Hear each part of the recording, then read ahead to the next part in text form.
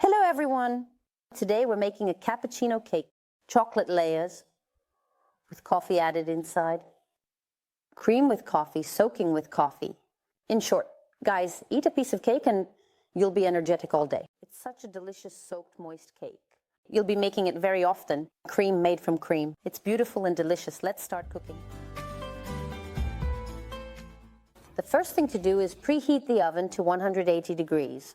Let it heat up while we prepare everything. Second, I have a 24 centimeter mold. So you can either take a 22 or 26 centimeter one, but no less than 22 and no more than 26. A 28 centimeter mold will make the cake too low. And if you take a 20 centimeter one, it will be very tall and won't bake well. So keep that in mind. I line the bottom with parchment and also the sides with parchment. To make the parchment stick well, simply grease the sides of the mold with vegetable oil.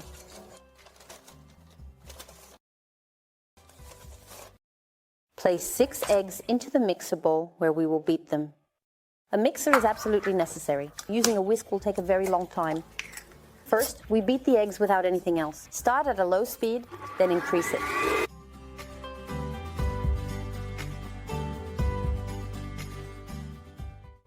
When the eggs are well beaten, check how much they have increased in volume. Add all the sugar at once, and I also add vanilla sugar and a pinch of salt. And now beat it for about 2 minutes. Now, combine and add cocoa to the flour. It must be sifted, baking powder, and very unusually, we will add ground coffee.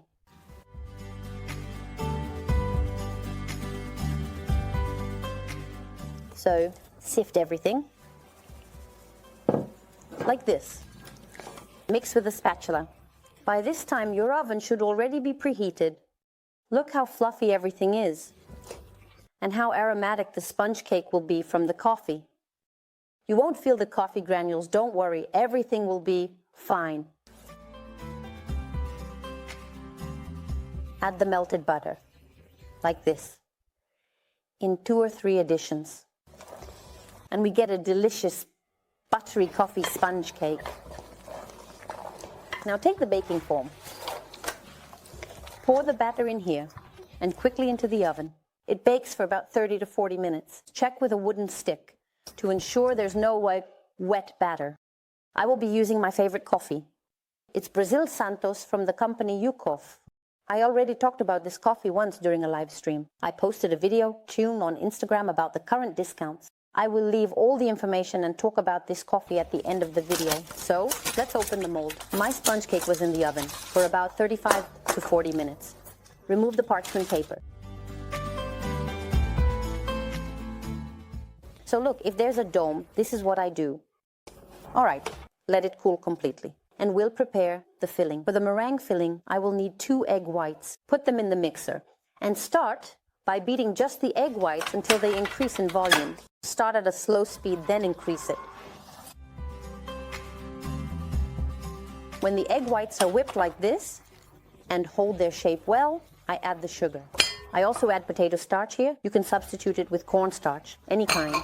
And I have literally half a teaspoon of lemon juice. Also here. That's it. And we beat it. So, look, everything is whipped. We get an egg white, similar to meringue.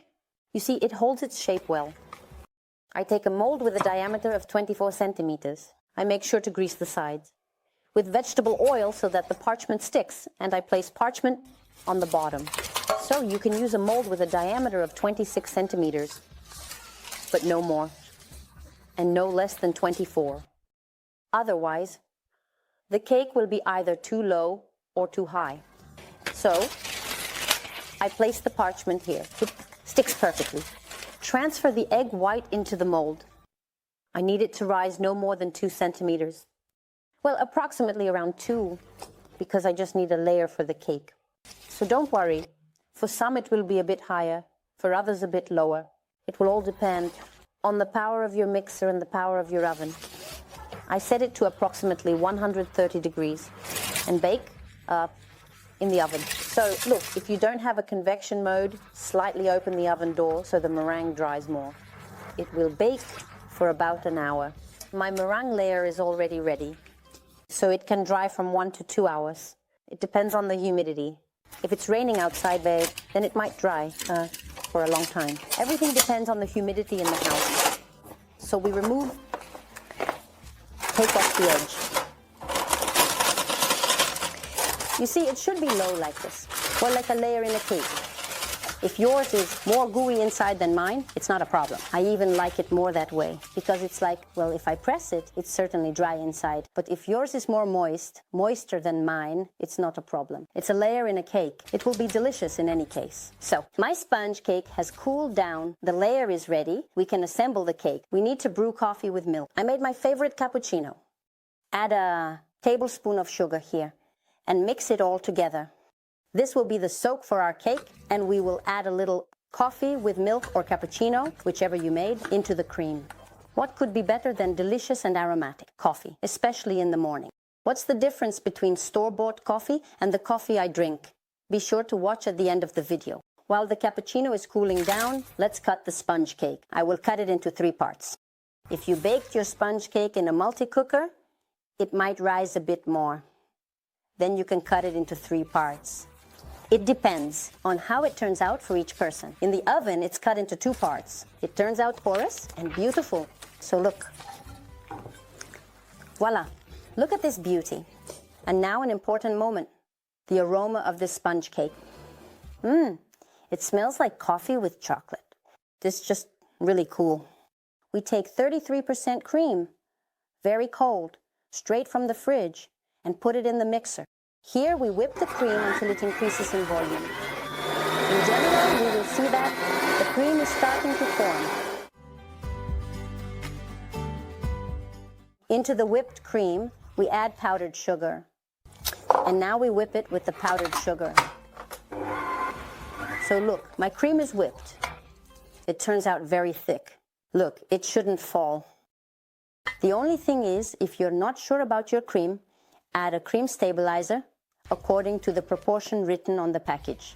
Such stabilizers usually require a teaspoon, I think, per half liter of cream.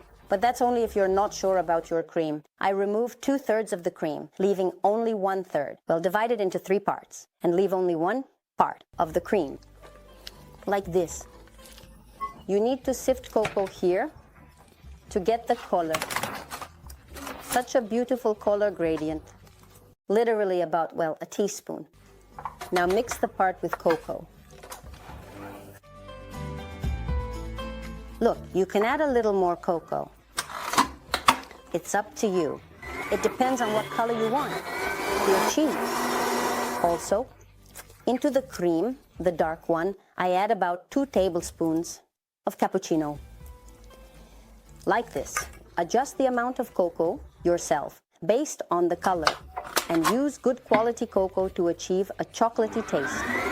Now we assemble the cake. I take the mold in which I baked the layers and everything was baked. Now we place the first layer into the mold and soak it.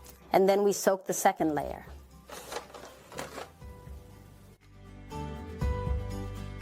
The cake should have been called Energizer. You can have it in the morning instead of coffee. Adjust the amount of soaking. To your preference, some people like more moist cakes. Others prefer them less moist. So we also soak the second layer. I soak the second one not as much as the first, always a little less, so it's easier to transfer later. So, well, I have a little coffee left. I made a large mug. So now, we put all the dark cream on the bottom.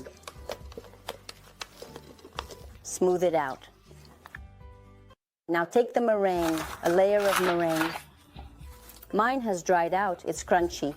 But if yours turned out chewy, that's not a problem. I really like meringue that is chewy.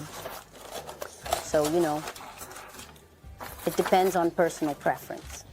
Well, however the oven baked it for you, that's how it will be. So we put the white cream on top. So where's my spoon?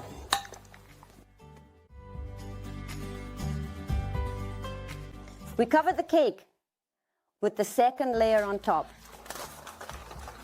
Like this. Hop! And do you see what else I did? I also want to draw your attention. The parchment edge is high to ensure everything turns out well.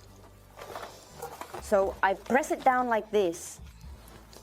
Well, that's all the tricks.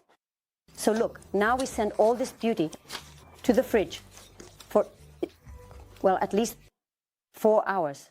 Let it sit. I'll leave it overnight. And in the morning, I'll open the mold and decorate the cake. For decoration, I will also need 100 milliliters of cream. The cake has been in the fridge overnight. Now we can open the mold and serve it. So look, we carefully remove the parchment. I do it like this. Look at this beauty. Oh! Simply bellissimo. I also whipped the cream just like I whipped the frosting, only without adding cocoa.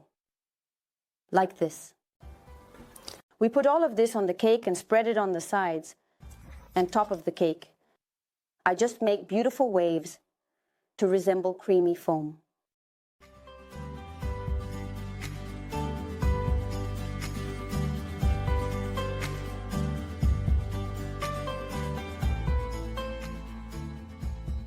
Prepare the dish where you will transfer it, and I do this with a spatula.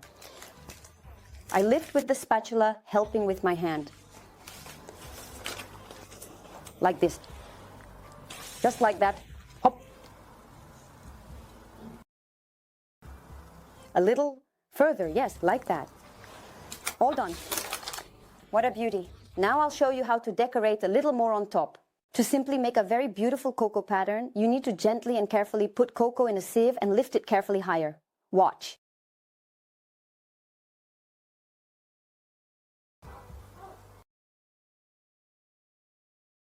That's it. This is how the cake turns out. Like a cup of cappuccino. We cut the cake, it has soaked well. Look how gently it cuts. Hop. The cake is so tenderly soaked and it's so juicy. Look at this beauty. Indeed, it's truly so important. This is how it turns out. The meringue inside is just very tasty. The layer is so moist that the bottom got a bit soggy here. So don't pour too much coffee. Well, it depends on what kind of cakes people like. So look at how soft the cake is. Look, it's so soft, really. Look at how soft the meringue has become. It's become so tender. In general, the layers turn out very soft. They have a coffee flavor because there's coffee in the layers themselves and in the soaking syrup. It's so delicious, guys. You must make this cake. You won't regret it. So regarding the size of the mold, I mentioned it to ensure it doesn't turn out too tall or too short. In general, this is dedicated to all coffee lovers. Be sure to make it, try the cake, and watch the video with coffee at the end of this video. That's all. Love you all. Give it a like, share this video, subscribe to my channel. Goodbye.